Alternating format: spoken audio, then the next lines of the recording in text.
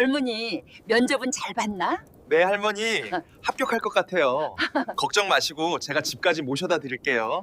눈보라가 매섭게 몰아치는 골목길. 낡은 양복을 입은 한 청년이 리어카를 대신 끌며 환하게 웃고 있었습니다.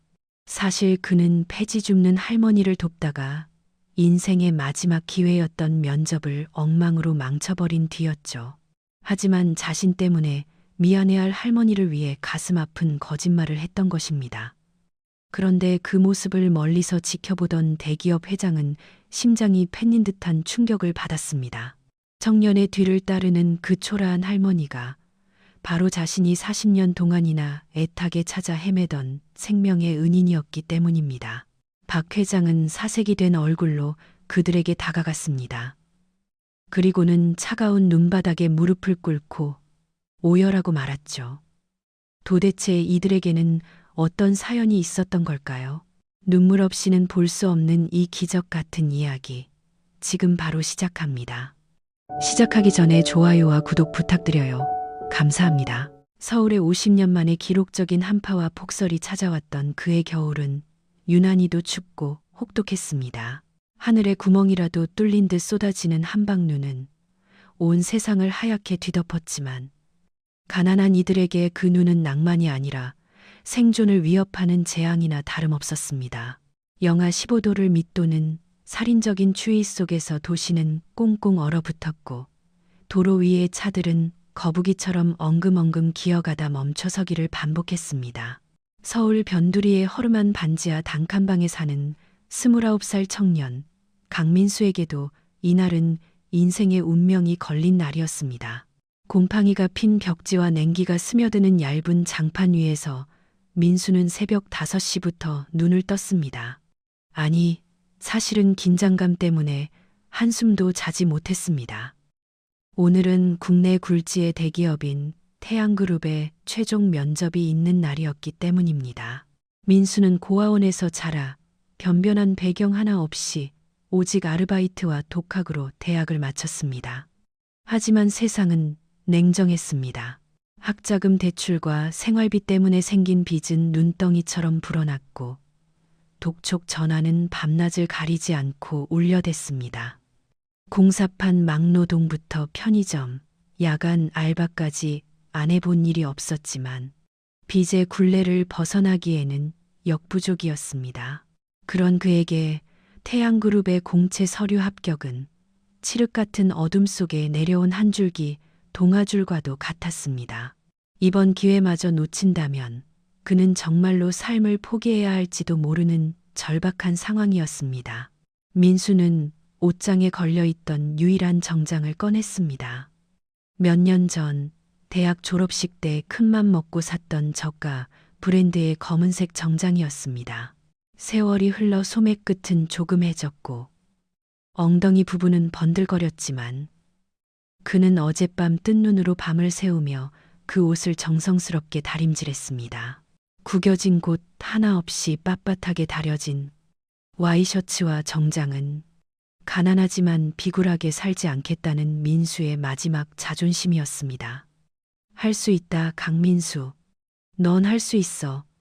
이번이 진짜 마지막이야. 거울 속에 자신을 보며 주먹을 꽉 쥔 민수는 낡은 구두를 신고 집을 나섰습니다. 현관문을 열자마자 칼바람이 뺨을 때렸습니다.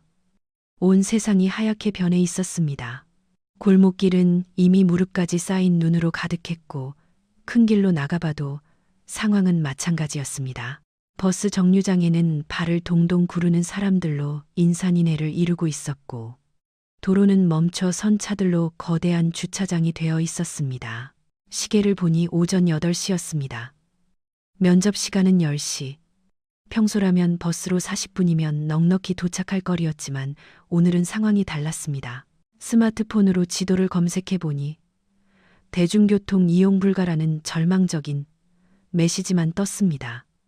택시는 아예 잡힐 기미조차 보이지 않았습니다. 민수의 등줄기에서 식은땀이 흘렀습니다. 여기서 지체하다가는 면접장에 도착하기도 전에 탈락할 것이 뻔했습니다. 뛰는 수밖에 없어. 민수는 결심한 듯 구두끈을 단단히 조여맸습니다. 태양그룹 본사가 있는 강남까지는 좋기 10km가 넘는 거리였습니다. 하지만 그에게 다른 선택지는 없었습니다. 민수는 하얀 입김을 토해내며 눈 덮인 인도를 달리기 시작했습니다. 차가운 공기가 폐부 깊숙이 들어와 숨을 쉴 때마다 가슴이 찢어질 듯 아팠습니다. 미끄러운 눈길에 몇 번이나 발을 헛디뎌 넘어질 뻔했습니다. 구두 속으로 차가운 눈이 스며들어 발가락의 감각이 점차 사라져 갔습니다. 하지만 민수는 멈출 수 없었습니다. 머릿속에는 오로지 정시의 면접장에 도착해야 한다는 생각뿐이었습니다. 그렇게 1시간 넘게 눈보라를 뚫고 달렸을까요? 드디어 저 멀리 태양그룹의 웅장한 유리 빌딩이 보이기 시작했습니다. 강남의 화려한 빌딩 숲 사이로 우뚝 솟은 그 건물은 마치 민수가 닿을 수 없는 또 다른 세상의 성처럼 보였습니다. 이제 다 왔어. 10분만 더 가면 돼. 민수는 가쁜 숨을 몰아쉬며 마지막 힘을 짜냈습니다. 그런데 회사 정문으로 향하는 가파른 언덕길 초입에서 그의 눈길을 사로잡는 무언가가 있었습니다. 그것은 낡아빠진 리어카 한 대였습니다. 산더미처럼 쌓인 폐지 박스들이 위태롭게 흔들리고 있었고 그 뒤에는 허리가 굽은 조그만 할머니 한 분이 안간힘을 쓰며 리어카를 밀고 있었습니다. 할머니의 행색은 초라하기 그지 없었습니다. 얇은 손바지에 구멍난 털신, 그리고 낡은 목도리로 얼굴을 칭칭 감고 있었지만 드러난 눈가에는 주름이 깊게 패어 있었습니다. 오르막길은 밤새 내린 눈이 얼어붙어 빙판길이나 다름없었습니다. 할머니는 미끄러지는 낡은 운동화로 바닥을 지탱하려 애썼지만 무거운 리어카는 자꾸만 뒤로 밀려나고 있었습니다. 어이구 어이구. 조금만 더. 할머니의 신음소리가 바람소리에 섞여 희미하게 들려왔습니다. 주변에는 바쁘게 지나가는 사람들이 몇몇 있었지만 다들 추위에 몸을 웅크린 채 제 갈 길을 재촉할 뿐 누구도 할머니를 거들떠보지 않았습니다. 민수는 잠시 멈칫했습니다. 시계를 보니 면접 시간까지 불과 20분 남짓 남아 있었습니다. 지금 바로 뛰어들어가서 화장실에서 땀을 닦고 옷매무새를 다듬어도 시간이 빠듯했습니다. 만약 여기서 지체했다가는 평생을 기다려온 기회를 날려버릴 수도 있었습니다. 그냥 지나가자. 나 말고 누군가 도와주겠지. 지금은 내 코가 석자야. 민수는 애써 고개를 돌리려 했습니다. 하지만 그때였습니다. 아, 짧은 비명과 함께 할머니의 발이 빙판에 미끄러졌습니다. 지탱하던 힘을 잃은 리어카는 그대로 경사를 타고 뒤로 쏠리기 시작했습니다. 할머니는 리어카 손잡이를 놓지 않으려고 바둥거렸지만 육중한 무게를 이기지 못하고 함께 끌려 내려오고 있었습니다. 바로 뒤쪽에는 고급 승용차 한 대가 올라오고 있었습니다. 이대로라면 리어카가 차와 충돌하거나 할머니가 리어카 밑에 깔릴 수도 있는 일촉즉발의 상황이었습니다. 그 순간 민수의 머릿속에서 면접이니 취업이니 하는 계산들이 하얗게 지워졌습니다. 할머니, 위험해요. 민수는 본능적으로 몸을 날렸습니다. 미끄러운 눈길을 박차고 달려가 뒤로 밀려 내려오는 리어카의 뒷부분을 온몸으로 막아섰습니다. 쿵 하는 둔탁한 소리와 함께 엄청난 충격이 민수의 어깨와 등을 강타했습니다. 폐지가 가득 실린 리어카의 무게는 상상 이상이었습니다. 민수의 구두 밑창이 빙판 위에서 끼기림 소리를 내며 뒤로 밀려났습니다. 으윽. 민수는 이를 악물고 버텼습니다. 종아리 근육이 터질 듯 팽팽해졌고 어깨뼈가 으스러지는 듯한 고통이 밀려왔습니다. 하지만 여기서 비키면 할머니가 다친다는 생각에 그는 죽을 힘을 다해 버텼습니다. 다행히 리어카는 민수의 몸을 완충제 삼아 멈춰 섰습니다. 학생, 괜찮아. 아이고, 이를 어째. 놀란 할머니가 바들바들 떨며 다가왔습니다. 민수는 거칠게 숨을 몰아쉬며 리어카를 안전한 갓길 쪽으로 밀어붙여 고정했습니다. 긴장이 풀리자 그제야 몸의 상태가 눈에 들어왔습니다. 아침에 그토록 정성스레 다림질했던 정장 바지는 리어카의 녹슨 쇠붙이에 긁혀 종아리 부분이 길게 찢어져 있었고 하얀 와이셔츠 소매에는 시커먼 기름때와 폐지의 먼지가 잔뜩 묻어 있었습니다. 게다가 넘어지면서 손바닥이 까졌는지 붉은 피가 셔츠 소매를 적시고 있었습니다. 무릎과 어깨의 통증도 심상치 않았습니다. 민수의 가슴이 철렁 내려앉았습니다. 이 몰골로 면접장에 들어간다는 것은 불가능에 가까웠습니다. 아니, 들어간다 해도 미친 사람 취급을 받거나 문전박대를 당할 게 뻔했습니다. 29년 인생의 마지막 희망이 눈앞에서 산산조각 나는 것만 같았습니다. 눈물이 핑 돌았습니다. 하지만 민수는 자신의 팔을 붙잡고 어쩔 줄 몰라 하는 할머니의 젖은 눈동자를 보았습니다. 쭈글쭈글한 할머니의 손은 얼음장처럼 차가웠고 미안함과 공포로 가득 차 있었습니다. 학생, 다쳤어. 피가 나네. 아이고, 내 정신 좀 봐. 옷도 다 버리고. 어떡해. 정말 미안해서 어떡해. 할머니는 자신의 낡은 목도리를 풀어 민수의 피나는 손을 감싸주려 했습니다. 민수는 울컥 치솟는 절망감을 억지로 삼키며 억지 미소를 지어 보였습니다. 지금 화를 내거나 울상을 짓는다면 이 불쌍한 할머니는 평생 죄책감에 시달릴 것이 분명했습니다.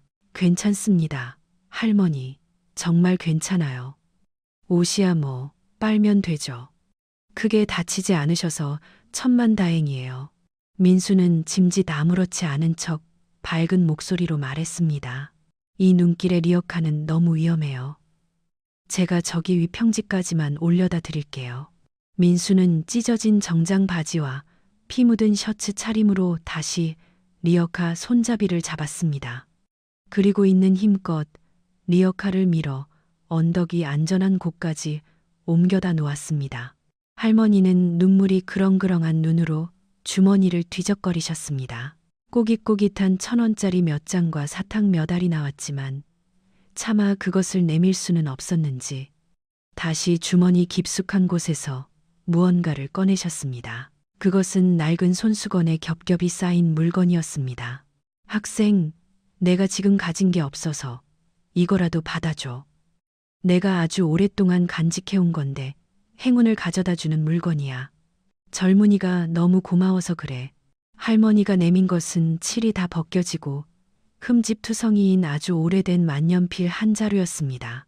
겉보기에는 고물상에서도 안 받아줄 것 같은 낡은 물건이었지만 할머니에게는 보물처럼 소중해 보였습니다. 민수는 거절하려 했지만 할머니의 간절한 눈빛을 외면할 수 없었습니다. 감사합니다, 할머니. 소중히 잘 쓸게요. 만년필을 받아 양복 안주머니에 넣은 민수는 시간을 확인했습니다. 9분 전, 이제 정말 뛰지 않으면 안 되었습니다. 할머니, 제가 급한 일이 있어서 먼저 가볼게요. 눈길 조심해서 가세요. 민수는 할머니에게 고개 숙여 인사하고는 태양그룹 본사를 향해 다시 달리기 시작했습니다. 찢어진 바지가 펄럭이고 다리는 절뚝거렸지만 그는 멈추지 않았습니다. 비록 꼴은 엉망이 되었지만 여기까지 와서 포기할 수는 없었습니다. 그렇게 강민수는 생애 최악의 몰골을 한 채 생애 최고의 기회가 기다리는 면접장으로 뛰어들었습니다. 그의 뒷모습을 바라보는 할머니의 눈에서 뜨거운 눈물이 주르륵 흘러내렸습니다. 하지만 그때는 아무도 몰랐습니다.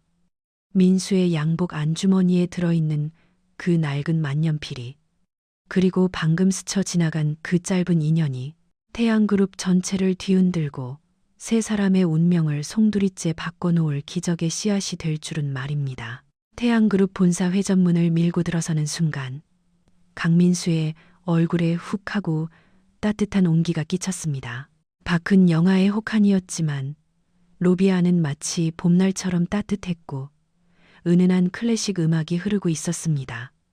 바닥은 거울처럼 매끄러운 최고급 대리석으로 깔려 있었고 천장에 매달린 샹들리에는 보석처럼 반짝였습니다.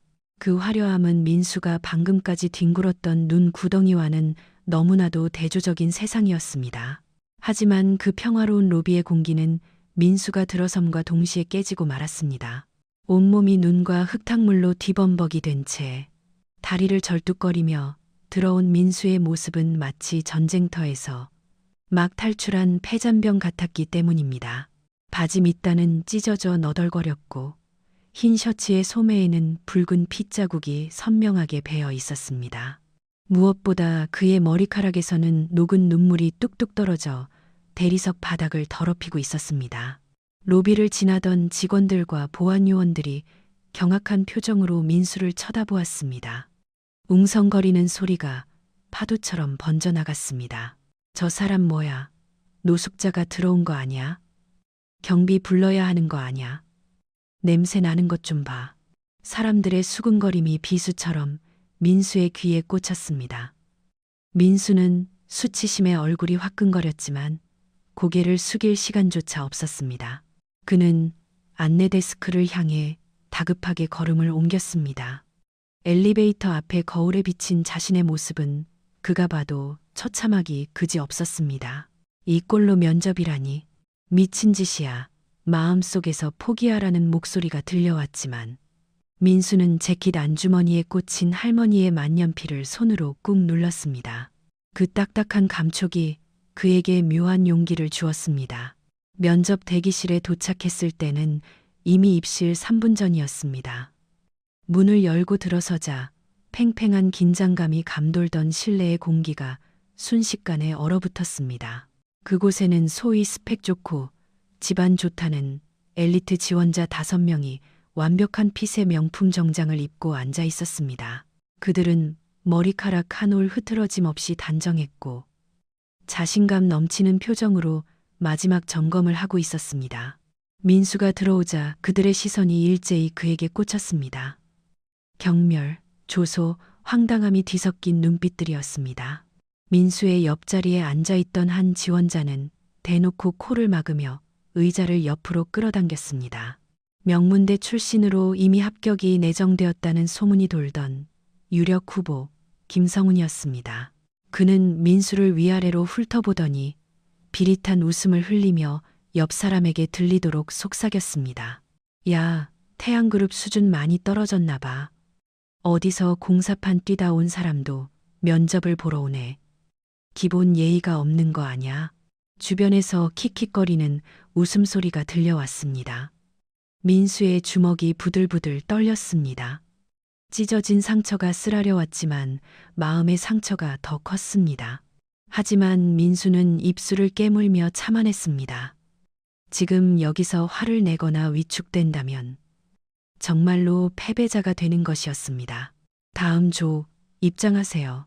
진행 요원의 목소리가 들렸습니다.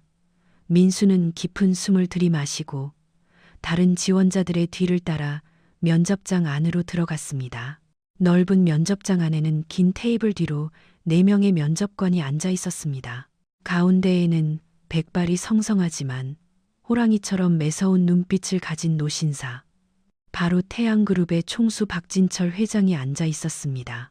그는 평소 인재 채용을 가장 중요하게 여겨 최종 면접에는 반드시 직접 참석하는 것으로 유명했습니다. 지원자들이 일렬로 서서 인사를 했습니다. 안녕하십니까. 우렁찬 목소리가 울려 퍼졌습니다. 고개를 든 면접관들의 시선이 민수에게서 딱 멈췄습니다. 인사 담당 상무의 미간이 종이 구겨지듯 찌푸려졌습니다. 저기 맨 오른쪽 45번 지원자 강민수 씨라고 했나? 지금 장난합니까? 상무의 불호령이 떨어졌습니다. 여기는 태양그룹의 미래를 책임질 인재를 뽑는 신성한 자리입니다. 옷차림이 그게 뭡니까? 어디서 싸움박질이라도 하고 온 겁니까? 예의라고는 눈곱만큼도 없군요. 당장 나가세요. 다른 지원자들은 그러면 그렇지 하는 표정으로 민수를 비웃었습니다. 민수는 등줄기에서 식은땀이 흘렀지만 도망치지 않았습니다. 그는 떨리는 목소리를 가다듬고 또박또박 대답했습니다. 죄송합니다. 면접관님. 복장이 불량한 점 진심으로 사과드립니다. 하지만 저에게 1분만 시간을 주신다면 왜 제가 이런 모습으로 이 자리에 섰는지 설명해 드리고 싶습니다. 상무는 기가 차다는 듯 헛웃음을 터뜨리며 손을 내저으려 했습니다. 그때였습니다. 지금까지 침묵을 지키고 있던 박진철 회장이 손을 들어 상무를 제지했습니다. 내버려 둬보게. 무슨 사연이 있는지 드러나 봅시다. 저런 몰골로도 도망치지 않고 들어온 배짱은 들어줄 만하니. 박 회장의 낮지만 위험 있는 목소리에 장내가 조용해졌습니다. 박 회장은 민수의 찢어진 바지와 피 묻은 소매, 그리고 무엇보다 그의 흔들림 없는 눈동자를 유심히 관찰하고 있었습니다. 민수는 숨을 고르고 이야기를 시작했습니다. 폭설이 내린 아침, 면접장에 오기 위해 뛰었던 일, 그리고 언덕길에서 리어카를 끄는 할머니를 만난 일, 사고를 막기 위해 몸을 던졌던 순간까지 그는 과장하지 않고 담담하게 사실만을 이야기했습니다. 솔직히 그냥 지나치고 싶었습니다. 저에게는 이 면접이 목숨보다 소중했으니까요. 하지만 제 눈앞에서 힘없는 어르신이 다칠지도 모르는 상황을 보고도 저의 성공을 위해 외면한다면 제가 태양그룹에 입사해서 훌륭한 직원이 된다 한들 과연 사람으로서 자격이 있는 것일까 하는 생각이 들었습니다. 비록 옷은 더러워졌지만 제 양심만은 깨끗한 상태로 면접관님들 앞에 서고 싶었습니다. 민수의 말이 끝나자 면접장에는 잠시 정적이 흘렀습니다. 다른 지원자들은 지어낸 얘기 아니야 라는 표정이었고 면접관들도 반신반의하는 눈치였습니다. 상무가 비꼬는 투로 물었습니다. 소설 같은 이야기군요. 그걸 우리더러 믿으라는 겁니까? 증거라도 있나요? 핑계 없는 무덤 없다더니 지각과 복장 불량을 합리화하려는 변명으로밖에 안 들립니다만 그때 박진철 회장이 불쑥 질문을 던졌습니다. 자네, 만약 그 상황으로 다시 돌아간다면 그리고 할머니를 구하다가 다쳐서 면접에 아예 못 오게 된다는 걸 미리 알았다면 그래도 똑같이 행동했을 텐가? 민수는 망설임 없이 대답했습니다. 네, 그렇습니다. 어째서인가? 자네 이력서를 보니 빚도 많고 형편이 아주 어렵던데 이번에 떨어지면 인생이 끝장날 수도 있지 않나. 회장님 말씀대로 저는 가진 것이 없고 잃을 것이 많은 사람입니다. 하지만 가난하다고 해서 마음까지 가난해지고 싶지는 않습니다. 돈은 다시 벌 수 있고 기회는 다시 만들 수 있지만 사람의 생명은 한 번 잃으면 되돌릴 수 없기 때문입니다. 제가 배운 경영의 기본도 결국은 사람을 향한 것이었습니다. 박 회장의 눈빛이 미세하게 흔들렸습니다. 40년 전 자신이 사업에 실패하고 죽으려 했던 그 눈보라치던 밤, 자신에게 따뜻한 국밥 한 그릇을 내밀며 살아야 한다고 말해주었던 그 여인이 떠올랐기 때문입니다. 사람이 먼저다라는 그 투박하지만 진실했던 가르침. 이 젊은 청년에게서 묘하게 그 옛날의 그리운 향기가 났습니다. 하지만 옆에 있던 다른 면접관들은 여전히 냉랭했습니다. 경쟁자였던 김성우는 기회를 틈타 민수를 깎아내리는 답변을 늘어놓으며 자신의 능력을 과시했습니다. 스펙, 영어 실력, 해외 연수 경험. 민수가 가지지 못한 화려한 조건들이 면접장을 채웠습니다. 객관적으로 봐도 민수는 탈락 1순위였습니다. 길고 길었던 면접이 끝났습니다. 이상으로 면접을 마칩니다. 다들 수고했습니다. 나가보세요. 민수는 허탈했습니다. 진심을 다해 이야기했지만 현실의 벽은 높게만 느껴졌습니다. 박 회장이 자신을 흥미롭게 쳐다보긴 했지만 그것이 합격으로 이어질 리는 만무했습니다. 결국 이렇게 끝나는구나. 민수는 씁쓸한 패배감을 맛보며 자리에서 일어났습니다. 감사합니다. 민수는 마지막 예의를 갖추기 위해 면접관들을 향해 90도로 깊숙이 허리를 숙여 인사했습니다. 그때였습니다. 툭, 또르르르. 양복 안주머니에 넣어두었던 할머니가 주신 낡은 만년필이 민수가 허리를 숙이는 반동으로 인해 주머니에서 빠져나왔습니다. 만년필은 바닥에 떨어지며 맑은 파열음을 냈고 대리석 바닥을 굴러 박진철 회장의 구두 앞까지 굴러갔습니다.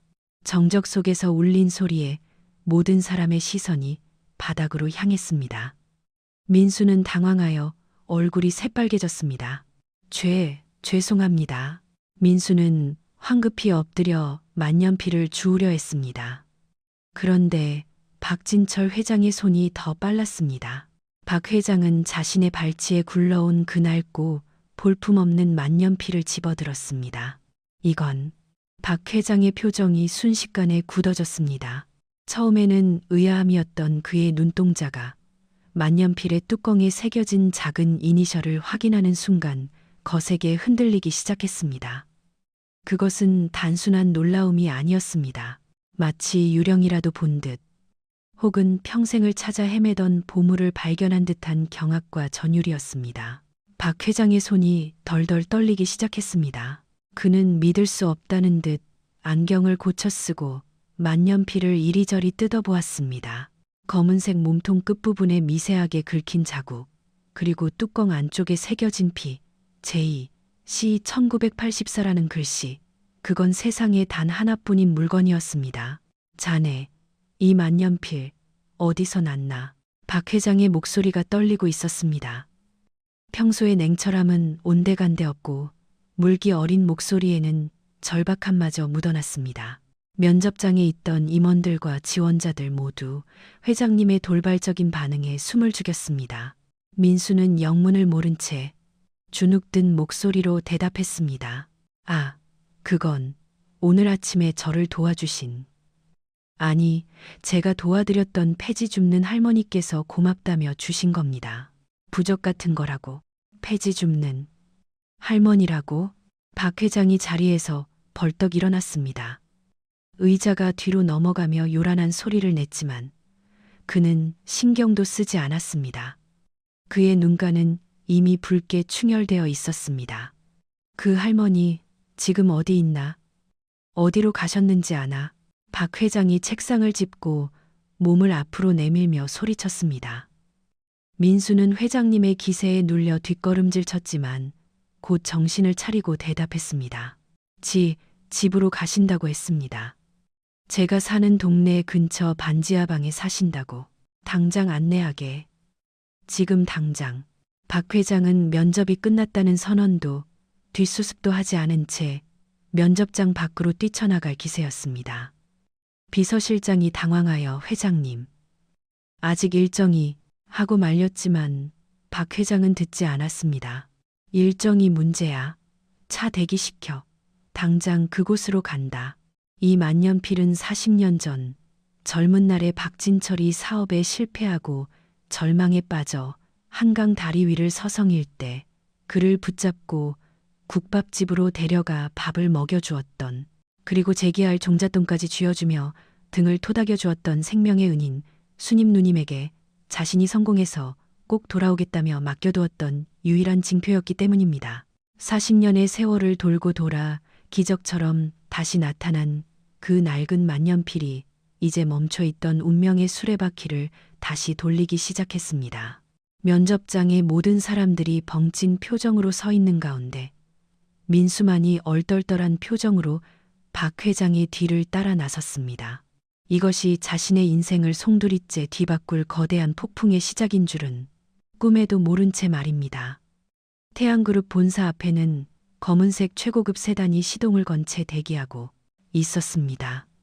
박진철 회장은 코트조차 제대로 챙겨 입지 못한 채 급하게 회전문을 빠져나왔습니다. 뒤따르던 비서실장이 황급히 두꺼운 외투를 회장의 어깨에 걸쳐 주었지만 박 회장의 신경은 온통 손에 쥐어진 낡은 만년필에 쏠려 있었습니다. 강민수 씨, 어서 타게. 자네가 길을 안내해줘야 해.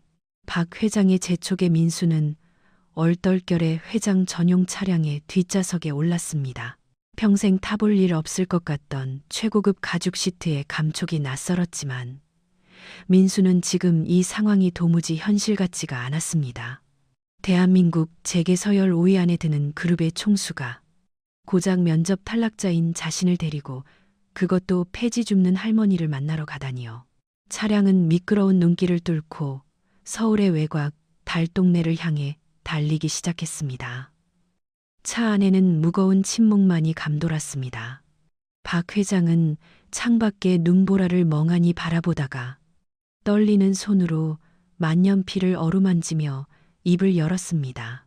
자네, 그 할머니에 대해 아는 게 있나? 가족은 있는 것 같던가. 민수는 조심스럽게 입을 열었습니다. 저도 자세한 사정은 모릅니다. 그냥 오다 가다 인사만 드리는 사이라서요. 하지만 늘 혼자 다니십니다. 동네 어르신들 말씀으로는 가족 없이 홀로 사신 지 꽤 오래되셨다고 들었습니다. 폐지와 빈병을 주워서 근근히 생활하시는데 형편이 많이 어려워 보였습니다. 홀로 폐지를 줍는다. 박 회장의 눈시울이 다시금 붉어졌습니다. 그는 깊은 한숨을 내쉬며 안경을 벗어 눈가를 훔쳤습니다. 40년 전이었네. 내가 젊은 혈기 하나만 믿고 사업에 뛰어들었다가 사기를 당해 전 재산을 날리고 빚더미에 앉았던 적이 있었지. 민수는 숨을 죽이고 회장의 이야기에 귀를 기울였습니다. 갈 곳도 없고 먹을 것도 없어서 며칠을 굶었어. 추운 겨울날 나는 죽기로 결심하고 한강 다리 위를 서성이고 있었지. 그때 나를 발견하고 호통을 치며 끌어내린 분이 바로 그분이셨네. 시장 골목에서 작은 국밥집을 하시던 수님 누님이었지. 박 회장의 목소리가 물기에 젖어들었습니다. 그분은 생면부지에 나를 가게로 데려가 뜨끈한 국밥을 말아주시고 내 손을 잡으며 말씀하셨어. 죽을 용기로 살아라. 사람이 살다 보면 볕들 날 온다라고. 그리고는 꼬깃꼬깃 모아두었던 전세금을 뺀 돈을 내 손에 쥐어주셨네. 다시 시작해보라고. 이름도 차용증도 묻지 않고 말이네. 민수는 가슴이 먹먹해졌습니다. 그 초라한 할머니에게 그런 사연이 있었다니 믿기지 않았습니다. 나는 꼭 성공해서 100배, 1000배로 갚겠다고 맹세하며 내가 가진 유일한 보물이었던 이 만년필을 맡겼어. 하지만 내가 다시 찾아갔을 땐 이미 그 골목은 재개발로 사라졌고 누님은 어디론가 떠나버린 뒤였지. 40년을 찾았네. 내 생명의 은인을. 그런데 이렇게 가까이에, 그것도 그렇게 힘겨운 모습으로 계셨다니. 박 회장은 말을 잇지 못하고 고개를 떨구었습니다. 차창 밖으로 보이는 풍경은 점점 더 낡고 허름한 동네로 바뀌어가고 있었습니다. 화려한 강남의 빌딩 숲을 지나 이제는 차 한 대가 겨우 지나갈 법한 좁고 가파른 언덕길이 나타났습니다.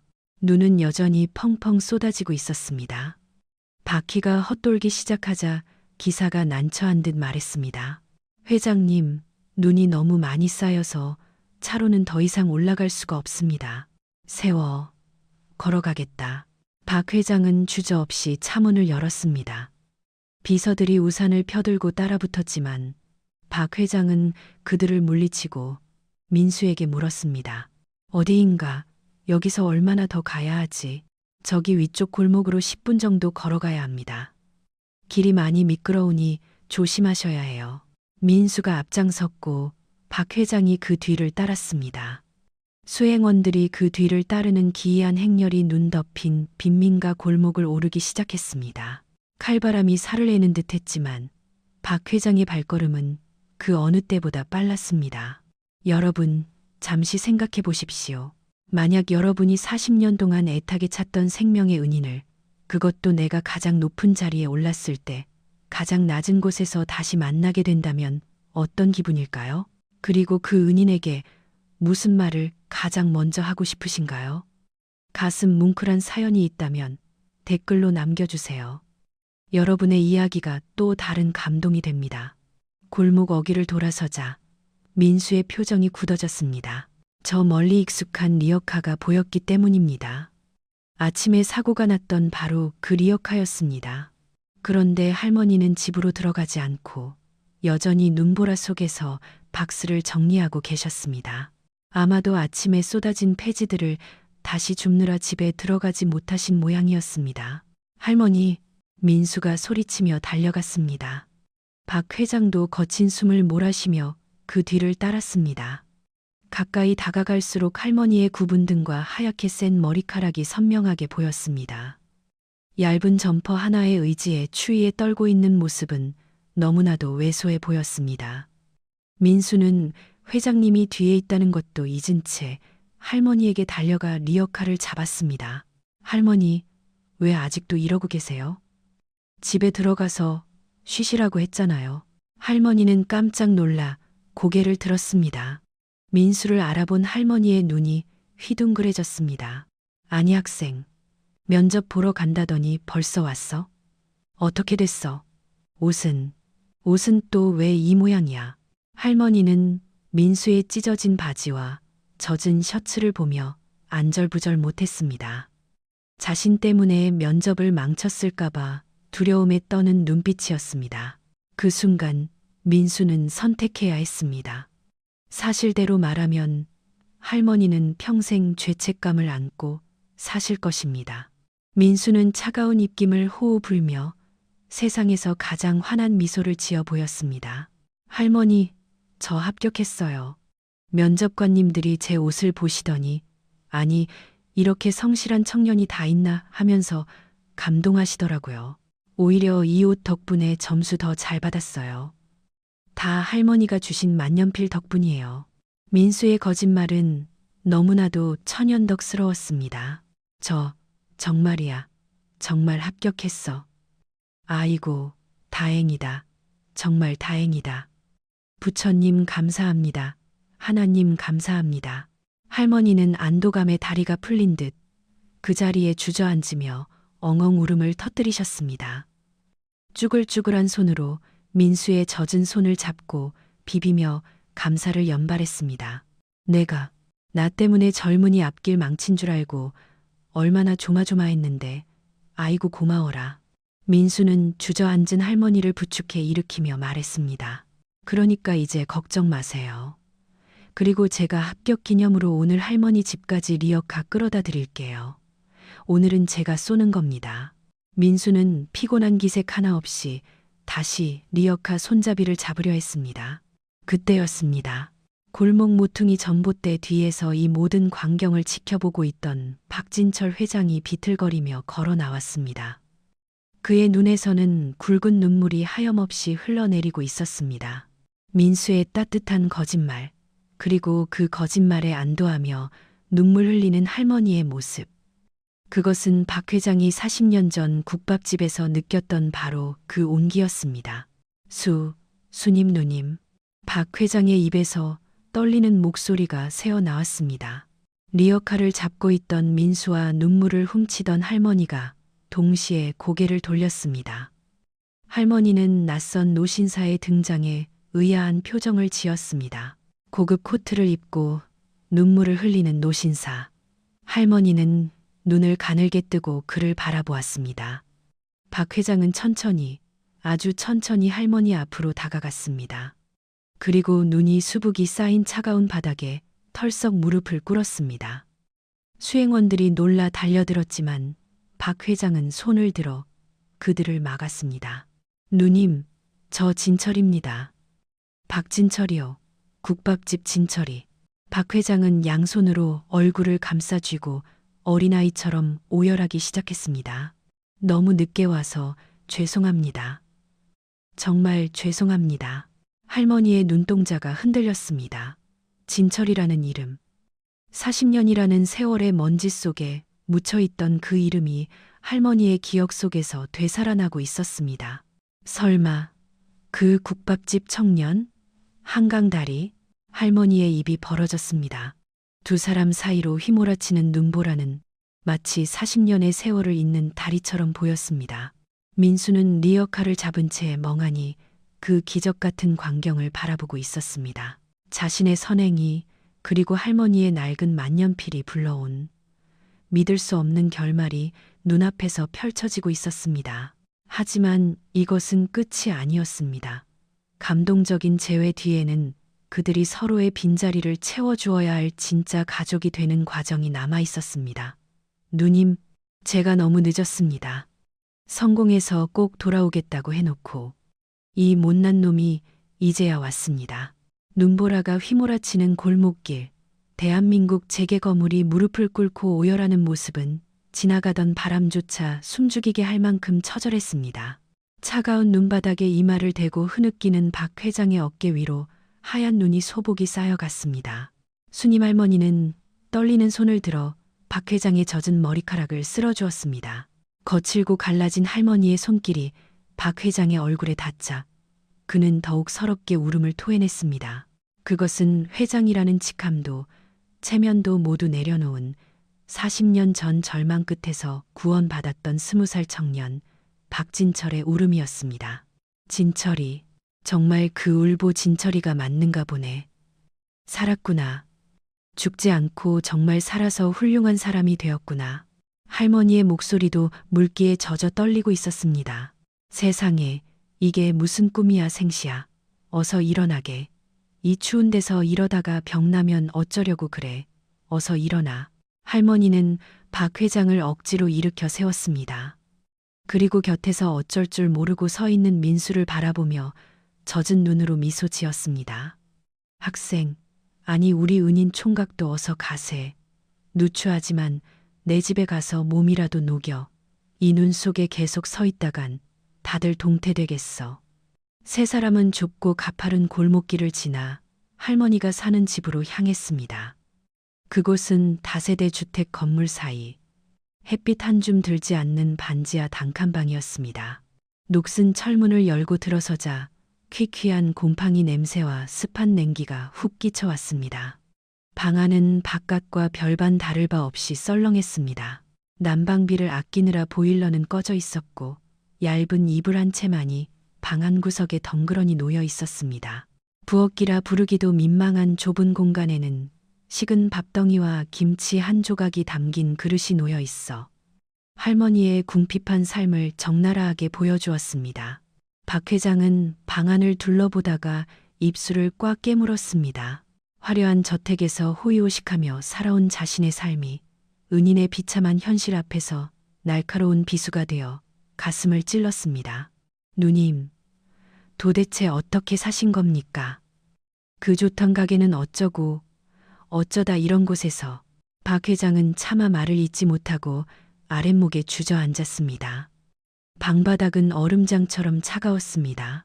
할머니는 불이 나게 낡은 가스버너를 켜고 물을 올렸습니다. 미안하네. 대접할 게 따뜻한 물밖에 없어서. 그래도 이거라도 마시면 속이 좀 풀릴 게야.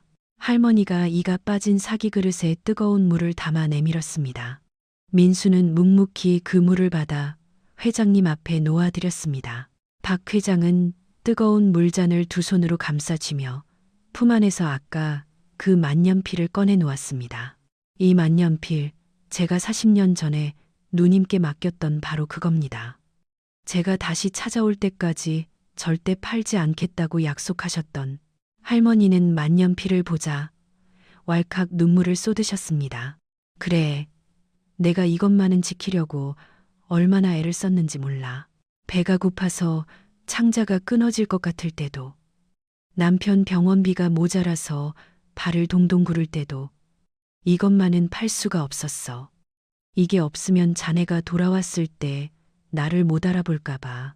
그리고 자네가 어딘가에서 꼭 성공해서 잘 살고 있다는 증거 같아서 내 목숨보다 귀하게 여겼지.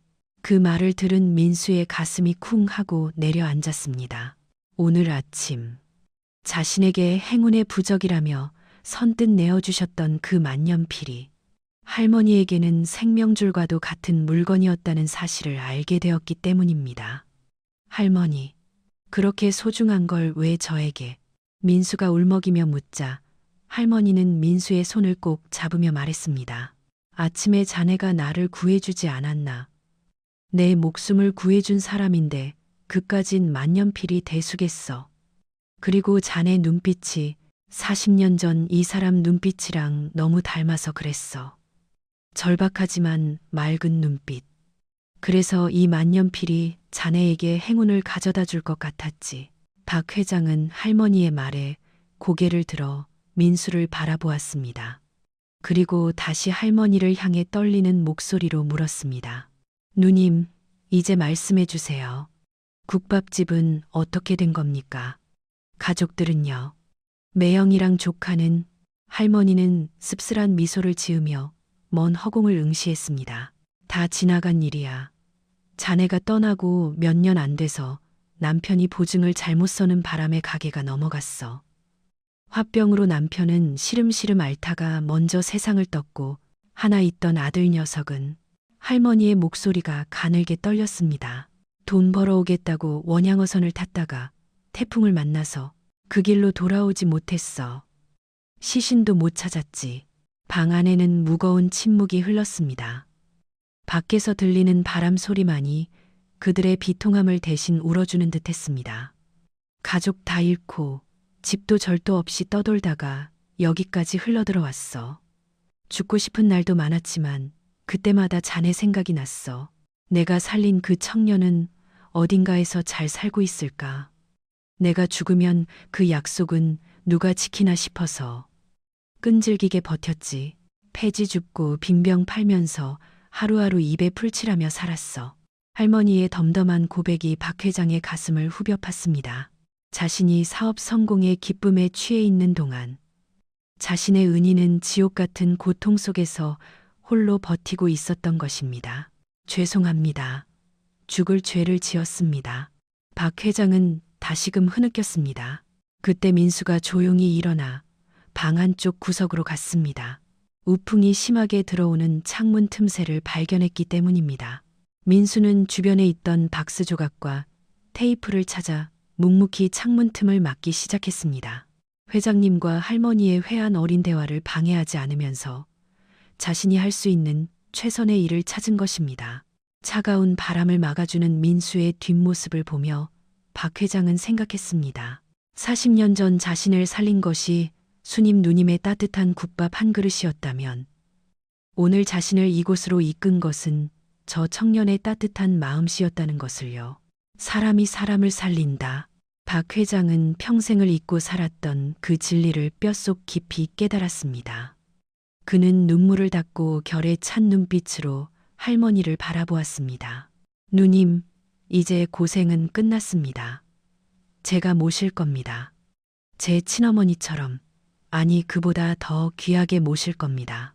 더 이상 이 차가운 방에서 주무시게 하지 않겠습니다. 박 회장은 곧바로 비서실장에게 전화를 걸었습니다. 지금 당장 서울에서 가장 좋은 병원 VIP실 하나 비워도, 그리고 이 동네 재개발 계획 당장 검토하고 어르신들 지내실 수 있는 거처부터 마련해 내일 당장 실행해. 전화기 너머로 당황한 비서실장의 목소리가 들렸지만 박 회장의 명령은 단호했습니다. 전화를 끄는 박 회장은 창문에 테이프를 붙이고 있는 민수를 불렀습니다. 강민수 군. 네, 회장님. 민수가 얼룩진 얼굴로 돌아보았습니다. 자네 오늘 면접 결과가 궁금하지 않나? 민수는 잠시 망설이다가 옅은 미소를 지으며 대답했습니다. 솔직히 궁금하지 않다면 거짓말이겠지만 지금은 결과보다 더 중요한 것을 배운 것 같습니다. 오늘 이 자리에 함께할 수 있었던 것만으로도 저는 충분히 감사합니다. 박 회장은 민수의 대답에 고개를 끄덕였습니다. 그의 눈빛에는 민수를 향한 깊은 신뢰와 애정이 담겨 있었습니다. 자네는 이미 합격일세. 아니, 합격 따위로 자네의 가치를 매길 수는 없지. 자네가 보여준 용기와 희생, 그리고 이 따뜻한 마음씨는 우리 태양그룹이, 아니 우리 사회가 가장 필요로 하는 인재상이야. 박 회장은 할머니의 손과 민수의 손을 포개어 잡았습니다. 40년 전의 인연이 돌고 돌아 오늘 완성되었네. 누님은 저를 살리셨고 민수군은 누님을 살렸고 그 덕분에 저는 잃어버린 제 양심을 되찾았습니다. 우리는 이제 남이 아닙니다. 한 가족입니다. 할머니는 믿기지 않는다는 듯 두 사람을 번갈아 보며 하염없이 눈물을 흘리셨습니다. 민수 역시 뜨거운 눈물을 참지 못했습니다. 차갑고 습한 반지하 방이었지만 그 순간 그곳은 세상 그 어떤 곳보다 따뜻한 온기로 가득 찼습니다. 하지만 이야기는 여기서 끝나지 않습니다. 이제 이들이 만들어갈 새로운 미래와 세상에 전할 따뜻한 기적 같은 이야기가 아직 남아 있습니다. 그리고 민수에게는 생각지도 못한 또 다른 선물이 기다리고 있었습니다. 서울의 낡은 달동네 골목이 갑자기 소란스러워졌습니다. 평소에는 폐지 줍는 리역 하나 겨우 지나다니던 좁은 길목에 번쩍이는 검은색 고급 세단들이 줄지어 들어섰기 때문입니다. 동네 주민들은 무슨 난리가 났나 싶어 대문 밖으로 고개를 내밀었습니다. 그들이 목격한 것은 마치 영화의 한 장면 같은 광경이었습니다. 대한민국 최고의 기업 태양그룹의 회장이 낡은 점퍼 차림의 할머니를 친어머니처럼 부축해 나오고 있었고, 그 뒤로는 흑투성이 양복을 입은 청년이 할머니의 보물단지인 낡은 짐꾸러미를 소중히 안고 따르고 있었습니다. 어머, 저거 뒷집 폐지 줍는 수님 할머니 아니야? 옆에 계신 분은 누구셔? 저기 봐. 뉴스에 나오는 박진철 회장님 아니야? 세상에, 이게 무슨 일이야? 주민들의 웅성거림 속에서 수님 할머니는 어리둥절한 표정으로 차에 올랐습니다.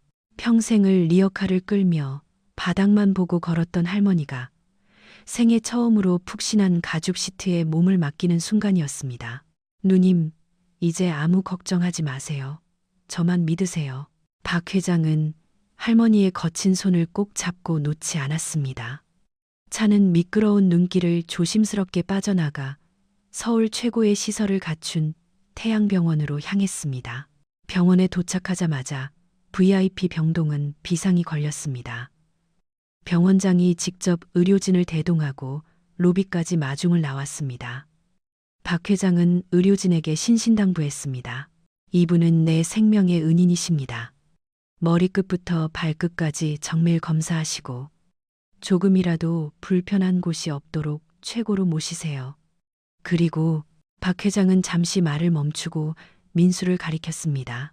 이 청년도 치료해 주십시오. 어깨와 다리를 다쳤습니다. 내 아들이나 다름없는 사람이니 각별히 신경 써 주시고요. 아들이나 다름없는 사람. 그 한마디에 민수는 가슴이 벅차올라 고개를 들 수 없었습니다. 고아로 자라며 늘 외로움과 싸워야 했던 민수에게 가족이라는 울타리가 생기는 순간이었습니다.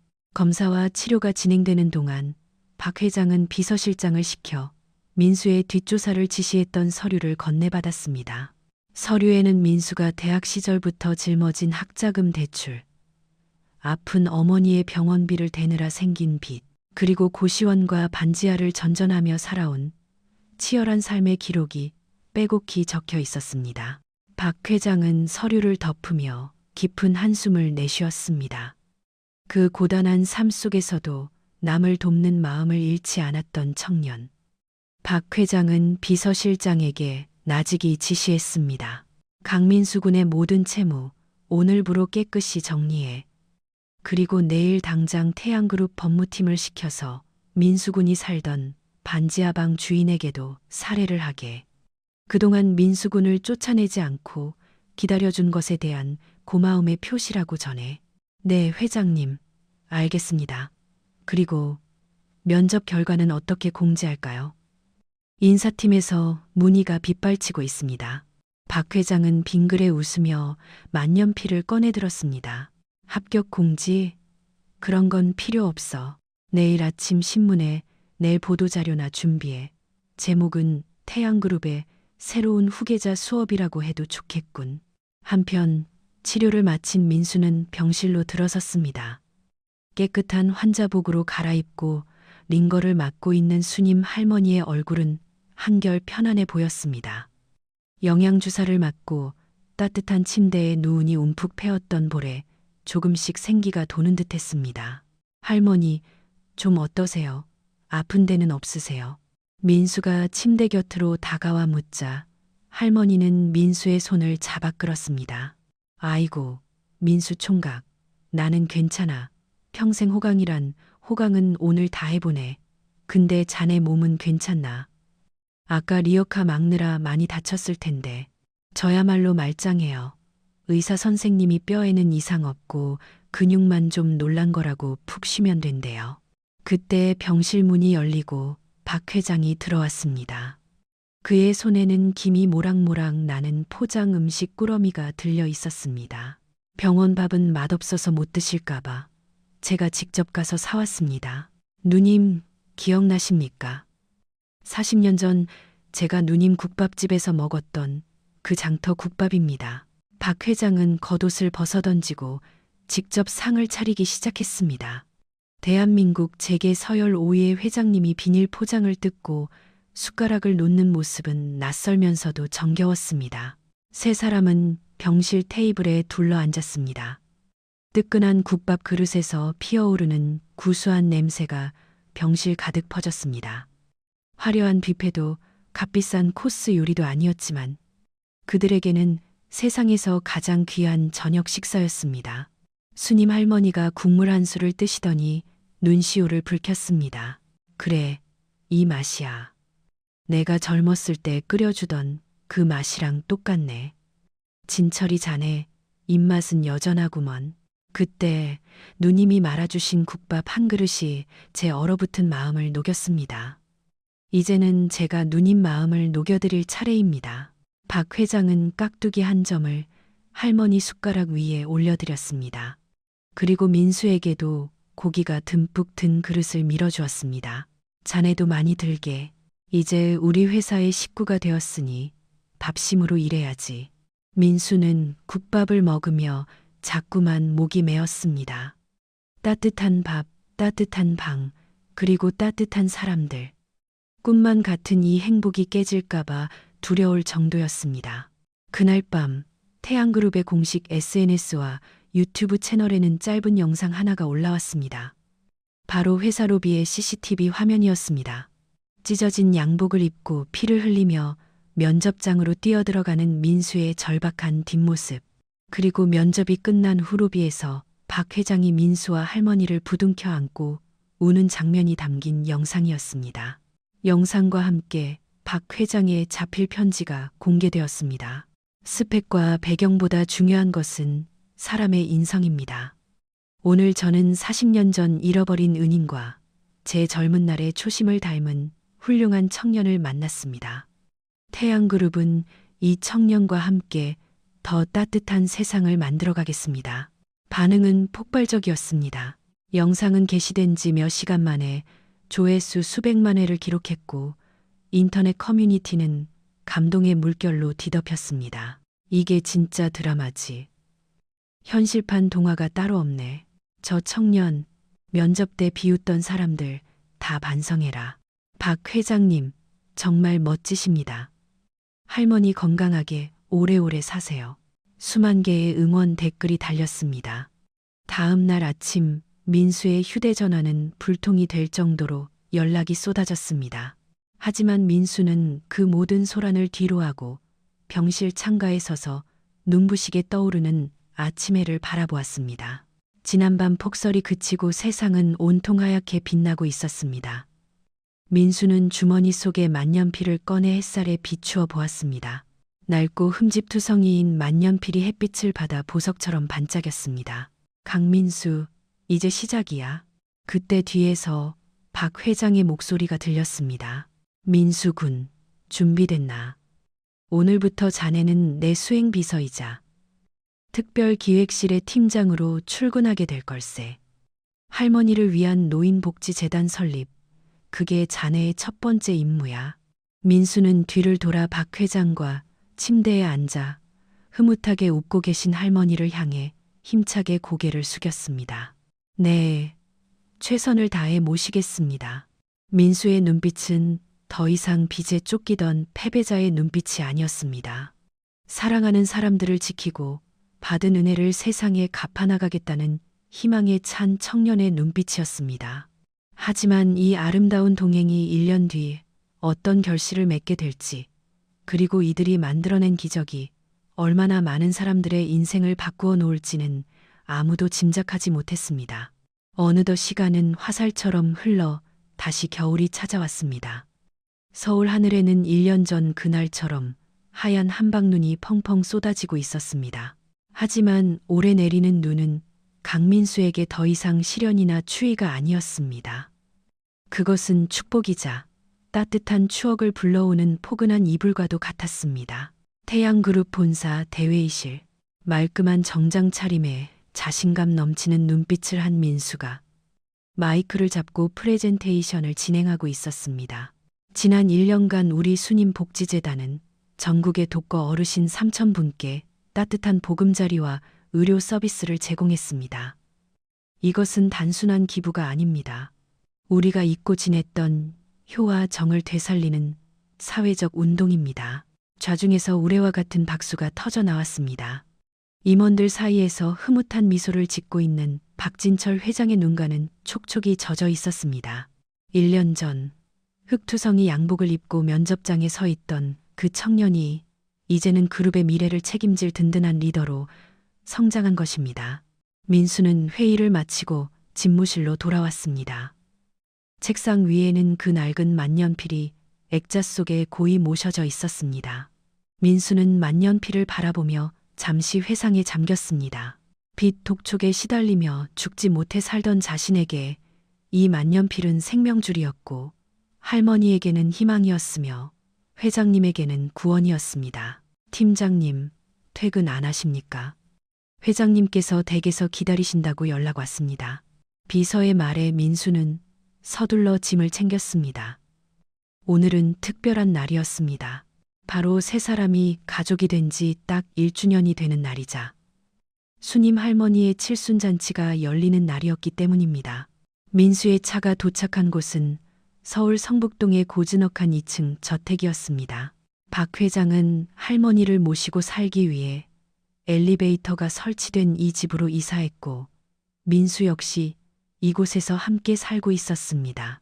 현관문을 열자 맛있는 음식 냄새와 훈훈한 온기가 민수를 반겼습니다. 우리 아들 왔어? 오늘 춥지 않았어? 곱게 한복을 차려입은 순임 할머니가 현관까지 마중을 나왔습니다.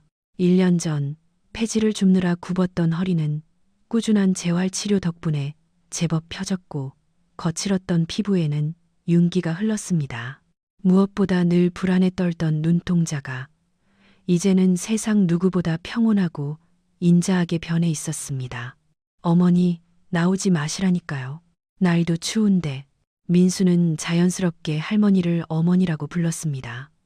처음에는 어색해하던 호칭이었지만 이제는 입에 착부터 진짜 친아들처럼 다정하게 느껴졌습니다. 거실에는 상다리가 부러질 듯 진수성찬이 차려져 있었습니다. 박 회장은 앞치마를 두르고 케이크에 촛불을 붙이고 있었습니다. 대한민국을 움직이는 재벌 총수가 집에서는 영락없는 막내동생이자 자상한 아버지의 모습이었습니다. 어서 와라. 주인공이 늦으면 쓰나. 오늘 누님 기분이 아주 좋으시다. 아침부터 네가 언제 오냐고 10번은 더 물어보셨어. 세 사람은 식탁에 둘러앉아 촛불을 껐습니다. 생신 축하합니다. 사랑하는 어머니. 노래가 끝나자 할머니는 눈물을 훔치셨습니다. 내가 무슨 복을 타고 나서 말년에 이런 호강을 누리는지 내 평생 생일상을 받아본 게 언젠지 기억도 안 나는데 고맙네. 진철이 자네도 민수 너도 다 고마워. 박 회장이 할머니의 손을 잡으며 말했습니다. 누님, 그런 말씀 마세요. 누님이 안 계셨으면 저 박진철도 없었습니다. 그리고 민수군이 아니었다면 우리는 평생 서로를 그리워만 하다가 죽었을 겁니다. 이 모든 게 하늘이 맺어준 인연입니다. 식사가 무르익어갈 무렵 박 회장은 품에서 서류 봉투 하나를 꺼내 민수에게 건넸습니다. 이게 뭡니까? 민수가 의아한 표정으로 봉투를 열었습니다. 그 안에는 입양 관계 증명서와 주식 양도 증서가 들어 있었습니다. 민수의 눈이 휘둥그레졌습니다. 회장님, 이건 너무. 민수야. 박 회장이 처음으로 민수의 이름을 다정하게 불렀습니다. 지난 1년 동안 너를 지켜보면서 확신했다. 너는 내 은인의 목숨을 구한 사람이기도 하지만 내 기업가 정신을 가장 잘 이어받을 수 있는 그릇이다. 피 한 방울 섞이지 않았지만 너는 내 가슴으로 낳은 아들이다. 이제 법적으로도 심적으로도 완벽한 가족이 되자꾸나. 민수는 말을 잇지 못하고 고개를 숙였습니다. 뜨거운 눈물이 툭툭 떨어져 서류를 적셨습니다. 고아로 자라며 사무치게 그리워했던 아버지라는 존재가 눈앞에 있었습니다. 할머니도 민수의 등을 토닥여 주었습니다. 받아라, 아들아. 너는 충분히 자격이 있어. 네가 내미는 손이 얼마나 따뜻한지 내가 제일 잘 알지 않니? 민수는 자리에서 일어나 박 회장과 할머니에게 큰 절을 올렸습니다. 감사합니다. 아버지, 어머니. 정말 잘 모시겠습니다.